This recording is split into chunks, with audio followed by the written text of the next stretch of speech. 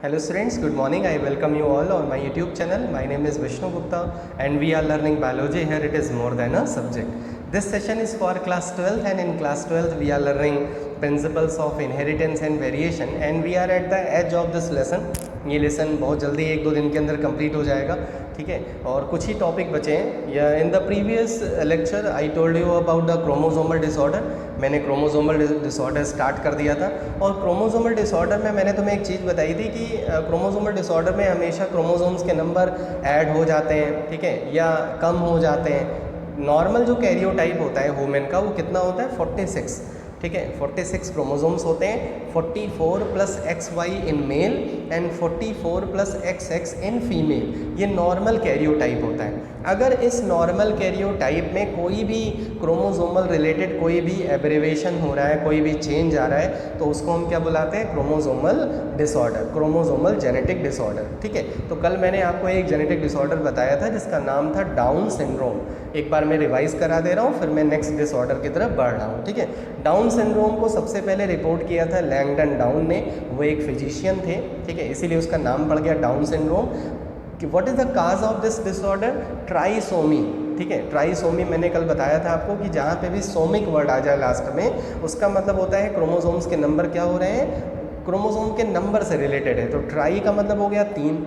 कल मैंने आपको दिखाया भी था कि जो 21 क्रोमोसोम होता है ह्यूमन में जितने भी जैसे नंबर ऑफ क्रोमोसोम्स होते हैं, क्रोमोसोम नंबर 1, क्रोमोसोम 2, क्रोमोसोम 3, इस तरह से करते करते 23 पेयर्स क्रोमोसोम्स होते हैं। तो जो 21वां वाला जो पेयर होता है, 21st जो क्रोमोसोम्स होता है, उसमें एक कॉपी और ऐड हो जाती है। तो कितने वहाँ पे 2 क्रोमोसोम्स थे, अब कितने हो गए? 3 हो गए। इसीलिए उस कंडीशन को क्या बुलाते हैं हम? Trisomic condition.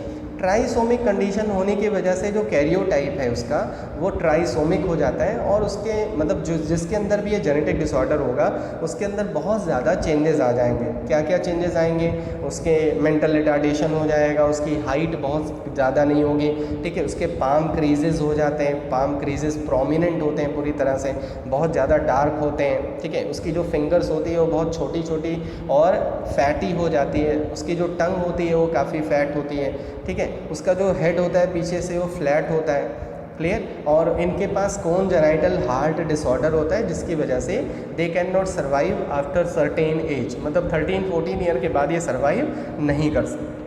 क्यों नहीं कर सकते? क्योंकि इनके पास एक कॉन्जेनाइटल डिसऑर्डर होता है, हार्ट डिसऑर्डर होता है, ठीक है। तो ये डाउन सिंड्रोम के बारे में था। और इसका जो 21st क्रोमोसोम की जो कॉपी ऐड हो जा रही है उसका रीज़न क्या होता है? तो इसके लिए मैंने बताया था नॉन डिसजंक्शन, ठीक है। अगर आपने कल की वीडियो में बहुत अच्छे से समझा होगा तो नॉन डिसजंक्शन के बारे में बताया था। मतलब जो क्रोमोसोम्स होते हैं वो प्रॉपरली सेपरेट नहीं होते।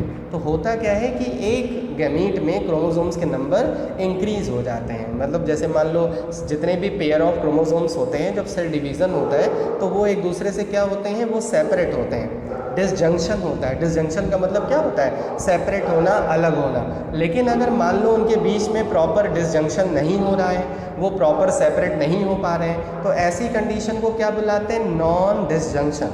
और नॉन डिसजंक्शन होगा तो क्रोमोसोम्स क्या हो जाएंगे? ऐड हो जाएंगे, बढ़ जाएंगे। बात समझ में आई? ठीक है। तो इसी को बुलाते हैं हम डिसऑर्डर। और डिसऑर्डर का मेन काज क्या है? ट्राइसोमिक का जो मेन काज क्या है वो क्या है?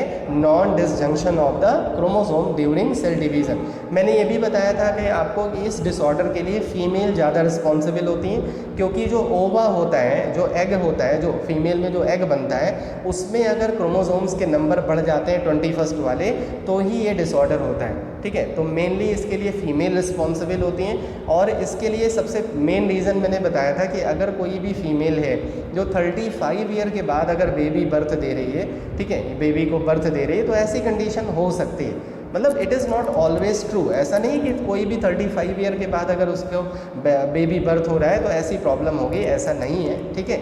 लेकिन हो सकता है, पॉसिबिलिटी हो सकती है। क्लियर है? ठीक है। अब हम लोग नेक्स्ट डिसऑर्डर पे स्टार्ट करते हैं। देखो अभी जो मैंने डाउन सिंड्रोम के बारे में बताया था दैट वाज द ऑटोसोमल, ठीक है, वो ऑटोसोमल था। आपको पता है हमारे पास 2 टाइप के क्रोमोसोम्स होते हैं, एक ऑटोसोमल और एक सेक्स क्रोमोसोमल, ठीक है। तो 2 टाइप के डिसऑर्डर भी होते हैं। क्रोमोसोमल डिसऑर्डर 2 तरह से हो सकते हैं। एक ऑटोसोमल, जो आपने 21st क्रोमोसोम क्या था? ऑटोसोमल। अब जो सेक्स क्रोमोसोम होता है, जैसे फीमेल और मेल, इनके क्रोमोसोम्स में अगर कोई एब्रिवेशन हो रहा है, नंबर बढ़ रहे हैं या नंबर डिलीट हो रहे हैं, तो ऐसे डिसऑर्डर को क्या बुलाते हैं हम? Chromosome, sex chromosome linked disorder. ठीक है, तो पहला है टर्नर सिंड्रोम। ठीक है, टर्नर सिंड्रोम में क्या होता है कि ऐसे सिंड्रोम फीमेल होती हैं, मतलब ये जिसमें भी होता है उसकी जो कंडीशन होती है वो ये हो जाती है। आपको पता है नॉर्मल कंडीशन फीमेल की क्या होनी चाहिए? 44 + XX। ठीक है, ये नॉर्मल फीमेल की कंडीशन होती है, नॉर्मल फीमेल की कैरियोटाइप होती है। लेकिन अगर मान लो किसी तरह एक क्रोमोसोम नहीं आया, जैसे जो गैमीट का फ्यूज़न हो रहा है उसमें एक क्रोमोसोम अगर नहीं है, ठीक है, सेक्स क्रोमोसोम डिलीट हो गया, तो ऐसी कंडीशन में मोनोसोमी कंडीशन हो जाती है और 44 + X 0 हो जाता है। ठीक है, तो ऐसी जो फीमेल होती हैं, क्योंकि इनके पास एक एक्स क्रोमोसोम होता है, तो फिनोटाइपिकली ये क्या होती हैं? फीमेल होती हैं। देखो लिखा हुआ है कि ये जो होती हैं फिनोटाइपिकली फीमेल होती हैं। इसको सबसे पहले हेनरी टी टर्नर ने रिपोर्ट किया, इसीलिए इसका नाम पड़ गया टर्नर सिंड्रोम। ठीक है, जितने भी सिंड्रोम हैं, जितने भी डिसऑर्डर हैं, मोस्टली वो उनके डिस्कवरर के नाम पे पड़े हुए हैं। ठीक है, जिसने उसको डिस्कवर किया, जिसने उसको रिपोर्ट किया, उसके नाम पे उस डिसऑर्डर का नाम पड़ गया, जैसे टर्नर सिंड्रोम। तो टर्नर सिंड्रोम किसने सबसे पहले रिपोर्ट किया था? Henry T Turner. इसमें कैरियोटाइप की कंडीशन क्या हो जाती है? 44 + X 0, और टोटल नंबर ऑफ क्रोमोसोम्स कितने होते हैं? 45। वैसे होने कितने चाहिए? 46। लेकिन ऐसे डिसऑर्डर में क्रोमोसोम नंबर एक जो है, एक क्रोमोसोम कम हो जाता है, और वो क्रोमोसोम कौन सा होता है? वो क्रोमोसोम होता है सेक्स क्रोमोसोम कम हो जाता है। ठीक है, तो अगर एक ही एक्स क्रोमोसोम है, एक ही सेक्स क्रोमोसोम है, तो ऐसी कंडीशन में ये फिनोटाइपिकली फीमेल होती हैं लेकिन स्टेराइल होती हैं। स्टेराइल मतलब they can not give the birth to the baby, ये बेबी को बर्थ नहीं दे सकती। ठीक है, देखेंगी तो फीमेल, ये प्रोलॉन्ग, इनकी लाइफ भी काफ़ी प्रोलॉन्ग होती है, मतलब ये लाइफ लॉन्ग मतलब सर्वाइव कर सकते हैं हार्मोन्स के इंजेक्शंस वगैरह लगवा के, लेकिन ये स्टेराइल होती हैं, ये बेबी को बर्थ नहीं दे सकती। ठीक है, अब इनके और भी कुछ हम सिम्टम डिस्कस कर लेते हैं। देखो, monosomy of the sex chromosome, ये तो बता दिया। ठीक है, कि मोनोसोमी मतलब एक ही एक्स क्रोमोसोम होता है, दूसरा क्रोमोसोम नहीं होता, डिलीट हो जाता है। ओवरीज जो होती हैं, ओविडक्ट होती हैं, यूटरस होता है, ये सब बहुत स्मॉल होती हैं, रूडिमेंट्री। रूडिमेंट्री का मतलब होता है कि प्रॉपर फंक्शन परफॉर्म ना करना। तो ओवरीज भी होती हैं, ओविडक्ट भी होते हैं, यूटरस भी होते हैं, लेकिन ये सब रूडिमेंट्री होती हैं, फंक्शन नहीं परफॉर्म करते। शॉर्ट इन स्टेचर, इनकी जो हाइट होती है वो कम होती है। ब्रॉड चेस्ट होता है, चेस्ट इनका ब्रॉड होता है। वेबिंग, इनका जो नेक होता है वो वेबिंग होता है, मतलब इनकी जो स्किन होती है वो एकदम आपको लगेगा जैसे नेट की तरह, जैसे वो कपड़े नहीं आते, फ्रॉक वगैरह आती है जो नेट की तरह होती है, एकदम वैसे ही इनकी नेक में ऐसे आपको दिखेगा, अजीब तरह से स्ट्रक्चर होगा उसका। ठीक है, नेक रीजन में प्यूबरिटी और मेंस्ट्रुएशन होता ही नहीं है, एब्सेंट। ठीक है, ना ही प्यूबरिटी जैसा कुछ होता ही नहीं। भाई प्यूबरिटी मतलब क्या होता है कि ब्रेस्ट का डेवलपमेंट, मेंस्ट्रुएशन स्टार्ट होना। ठीक है, तो ये सारी चीज़ें तो होती ही नहीं है, तो ना ही प्यूबरिटी जैसा कुछ होता है, ना ही there is no menstrual cycle भी नहीं होती है। कार्डियोवैस्कुलर एबनॉर्मेलिटी होती है, हियरिंग डेफिशिएंसी होती है, ये सही से सुन भी नहीं सकते। ठीक है, तो ऐसी फीमेल अगर है तो वो फिनोटाइपिकली तो फीमेल होगी, उसको देखने से लगेगा कि वो फीमेल है, लेकिन वो ना ही रिप्रोड्यूस कर सकती है, ना ही उसके अंदर मेंस्ट्रुअल साइकिल होगी, ना ही उसके अंदर कोई ओवरीज और ओविडक्ट का डेवलपमेंट होगा। ठीक है, तो अगर ऐसी कोई फीमेल है तो उसको किसी से मैरिज नहीं करवानी चाहिए। ठीक है, तो ये गलत है। अगर कोई डिसऑर्डर इस तरह से है तो उसको मैरिज प्रेफर नहीं करनी चाहिए, क्योंकि मैरिज के बाद उसको प्रॉब्लम होगी, क्योंकि जैसे ही पता लगेगा कि ये जो फीमेल है इसका तो डिसऑर्डर है, टर्नर सिंड्रोम है इसको, और ये ना ही रिप्रोड्यूस कर सकती है, ना ही इसके अंदर जेनेटिकली ये फीमेल पूरी तरह से कंप्लीट है। तो इसीलिए अगर ऐसा कोई जेनेटिक डिसऑर्डर है तो बहुत ऑनेस्ट होना चाहिए। ठीक है, जिसके थ्रू हम बहुत सारी इमोशनल जो कंडीशन होती है उसको बचा सकते हैं। ठीक है, बहुत सारे जो क्राइम होते हैं उसको बचा सकते हैं। ठीक है, पता लगा उसको बाद में मैरिज होने के बाद उसको किल कर दें। ठीक है, कि क्योंकि उसकी मैरिज ऐसे पर्सन से हो गई है कि जो स्टेराइल है, जो रिप्रोड्यूस नहीं कर सकती, क्योंकि फिनोटाइपिकली फीमेल होती हैं। ठीक है, इसीलिए प्रॉब्लम हो सकती है। क्लियर है? ठीक है, चलो नेक्स्ट आ जाओ। नेक्स्ट डिसऑर्डर है क्लाइनफेल्टर। यही डिसऑर्डर है जिसको हम लोग हिंदी में किन्नर बुलाते हैं। सब लोग ने सुना होगा या देखा भी होगा, ऐसे लोगों को ट्रांसजेंडर बुलाते हैं। बहुत सारी मूवीज़ आई हैं ठीक, जिसमें क्लाइनफेल्टर मतलब किन्नर लोग होते हैं। किन्नर की मूवीज़ भी बहुत सारी हैं, ठीक है। एक इमरान हाशमी की भी एक मूवी थी जिसमें एक किन्नर रहता है ना, ठीक है, जो सपोर्ट करता है, बाद में आपने देखी होगी। तो एक्चुअली ये भी एक सिंड्रोम होता है। इसका नाम भी इसके डिस्कवरर पे पड़ गया। इसको सबसे पहले किसने रिपोर्ट किया था? H.F. क्लाइनफेल्टर ने, इसीलिए इसका नाम पड़ गया क्लाइनफेल्टर। अब देखो, नॉर्मल जो मेल होता है उसकी कंडीशन क्या होती है? 44 + XY, ये नॉर्मल मेल की कंडीशन होती है। नॉर्मल फीमेल की कंडीशन होती है XX। तो इनकी कंडीशन क्या हो जाती है? 44, देख सकते हो, 44 + XXY। तो एक क्रोमोसोम कौन सा बढ़ रहा है? X क्रोमोसोम, और वो भी सेक्स क्रोमोसोम में एक X क्रोमोसोम बढ़ गया। अब बताओ, अगर एक X क्रोमोसोम बढ़ गया तो फीमेल कैरेक्टर भी आ जाएंगे कि नहीं आ जाएंगे? यस, ठीक है, फीमेल कैरेक्टर भी अपीयर होने लगेंगे। तो ये ऐसे मेल होते हैं, फिनोटाइपिकली तो मेल होते हैं। इनको अगर आप देखोगे तो ये मेल की तरह दिखेंगे, लेकिन इनके पास फीमेल के भी कैरेक्टर्स होते हैं, ठीक है। They also show some female secondary sexual characteristic. Secondary sexual characteristic का मतलब होता है ब्रेस्ट का डेवलपमेंट होना, मतलब वेजाइना वगैरह नहीं होता, लेकिन ब्रेस्ट का डेवलपमेंट होता है, ठीक है। प्रॉपरली डेवलप नहीं होते, लेकिन ब्रेस्ट का डेवलपमेंट होता है। यूजुअली स्टेराइल होते हैं, ये भी रिप्रोड्यूस नहीं कर सकते, बेबी बर्थ नहीं दे सकते, ठीक है। तो ये भी एक नाम क्या है? Klinefelter syndrome. और इसका नाम क्यों पड़ा क्लाइनफेल्टर, ये लिखा है यहाँ, ठीक है। फिनोटाइपिकली क्या होते हैं? मेल होते हैं। इनकी क्रोमोसोमल कंडीशन क्या होती है? 2n = 47। अब देख रहे हो, एक क्रोमोसोम बढ़ गया, ऐड हो गया। कौन सा क्रोमोसोम बढ़ गया? सेक्स क्रोमोसोम बढ़ गया, ठीक है। सेक्स क्रोमोसोम में X क्रोमोसोम ऐड हो गया। क्लियर है? ठीक है, तो ये हो। देखो क्या क्या होते हैं? स्मॉल टेस्टिस, इसीलिए स्पर्म नहीं प्रोड्यूस कर सकते। प्रोस्टेट ग्लैंड भी स्मॉल होती है, ठीक है, प्रॉपर डेवलप नहीं होती। इनलार्ज ब्रेस्ट होता है, ठीक है, ब्रेस्ट जो है वो इनलार्ज होता है, लेकिन मेमोरी ग्लैंड डेवलप नहीं होती, मतलब ये मिल्क प्रोड्यूस नहीं कर सकते।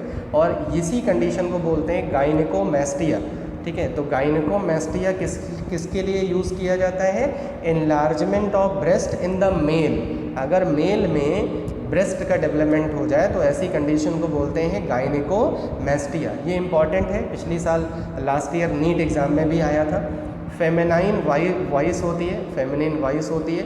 लॉन्ग लिम्स होते हैं, इनके लिम्स काफ़ी लॉन्ग होते हैं। अंडर डेवलप फेशियल हेयर्स होते हैं, फेशियल हेयर डेवलप होते हैं। चिल्ड्रन स्लो टू लर्न, ठीक है, इनकी जो लर्निंग होती है स्लो होती है, लेकिन मेंटली रिटार्डेड नहीं होते, मतलब मेंटली इनकी कंडीशन अच्छी होती है, सोच सकते हैं, समझ सकते हैं, ठीक है। सेक्स क्रोमैटिन, इनके पास एक स्ट्रक्चर देखा जाता है इनके सेल में, इनके जो सेल्स होती हैं उनके में सेक्स क्रोमैटिन, और ये सेक्स क्रोमैटिन केवल फीमेल के अंदर देखा जाता है, ठीक है। ये जो यहाँ पे सेक्स क्रोमैटिन लिखा हुआ है, बार बॉडी, ब्रैकेट में देखो लिखा है बार बॉडी।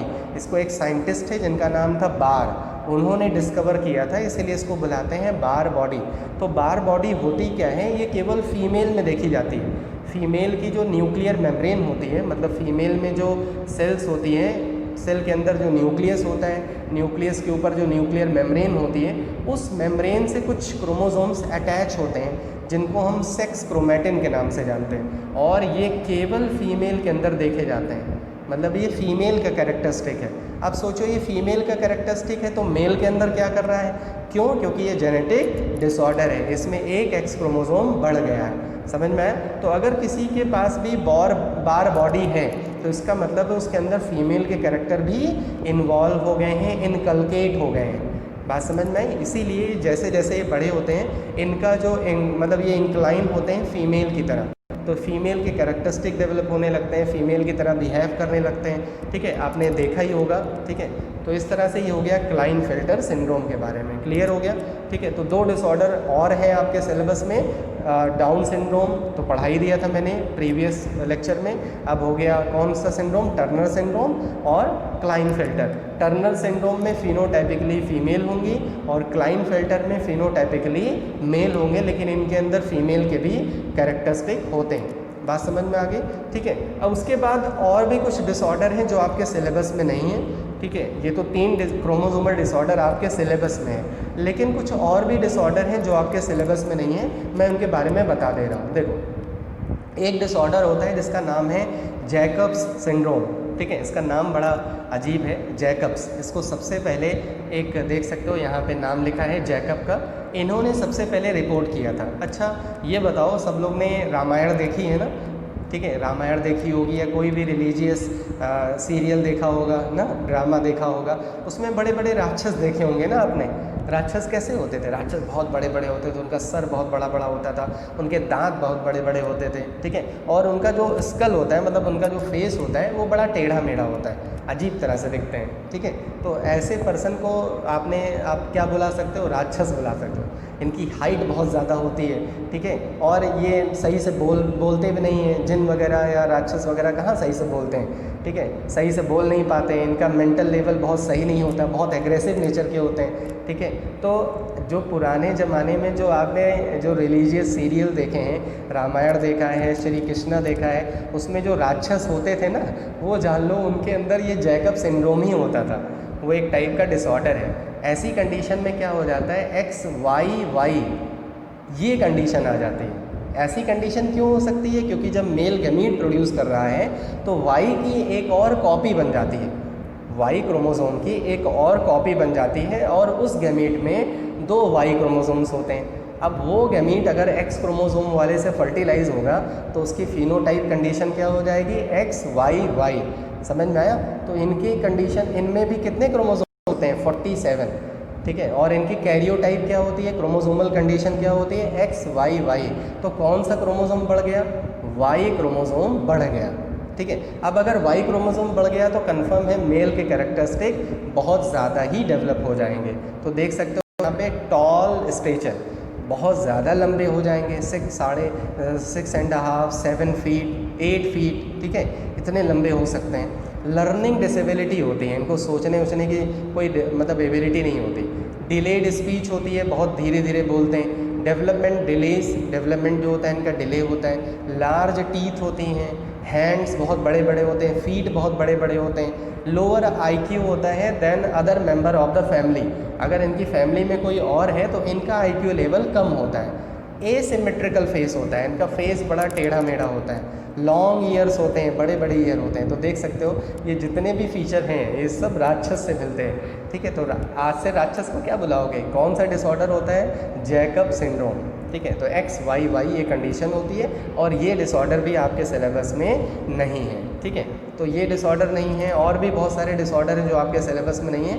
ठीक है, उसको मैं नेक्स्ट सेशन में जल्दी से बता के, और कुछ चीज़ें जो इस लेसन में और बची हुई हैं उनको मैं बता के ये लेसन को कंप्लीट कर दूंगा। जैसे आपको पॉलीजेनिक इनहेरिटेंस बता दूंगा, प्लियोट्रॉपी बता दूंगा। ठीक है, और पेडिग्री एनालिसिस, ये 3 चीज़ें बची हैं जो इन तीनों टॉपिक को मैं कवर करके इस लेसन को कंप्लीट कर दूंगा। ठीक है, तो इस तरह से आज हम लोग ने कितने डिसऑर्डर पढ़े? 3, टर्नर सिंड्रोम, क्लाइनफिल्टर सिंड्रोम, और तीसरा जैकब सिंड्रोम। ठीक है, तो ये तीनों ही सिंड्रोम काफ़ी ज़्यादा इंपॉर्टेंट है, इंटरेस्टिंग भी हैं कि ऐसी चीज़ें हमें पता लगती हैं। आज हमें पता लगा कि किन्नर जो हैं वो किन्नर मतलब उनके अंदर ऐसे कैरेक्टर क्यों डेवलप हो जाते हैं। ठीक है, अब उसमें किसी का कोई किसी को हम ब्लेम नहीं कर सकते।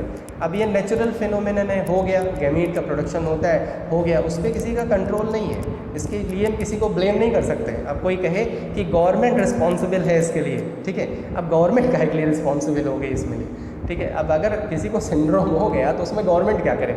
उसमें उसके पेरेंट ही क्या करें? किसी का कोई कंट्रोल नहीं होता। ठीक है, तो जितने भी जेनेटिक डिसऑर्डर होते हैं उनको बस ये है कि उसके अब देखो ये जो जेनेटिक डिसऑर्डर हैं ये दोनों, इसमें तो ये रिप्रोड्यूस कर ही नहीं सकते, तो इसको तो वहीं रुक जाता है। अगर कहीं पे भी डिसऑर्डर ये हो गया तो वो डिसऑर्डर वहीं रुक जाता है, क्योंकि ये रिप्रोड्यूस नहीं करते। क्लियर है?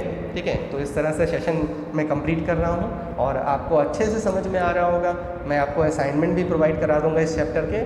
खूब अच्छे से पढ़ना है, खूब अच्छे से रिवाइज़ करना है। ठीक है, और ये इंटरेस्टिंग लेसन है, इस इंटरेस्ट को बनाए रखना है। ठीक है, I am completing this session now. Hope so that you are doing well at your home. Stay at your home, stay safe. Jai Hind, Jai Bharat, love you, good bye.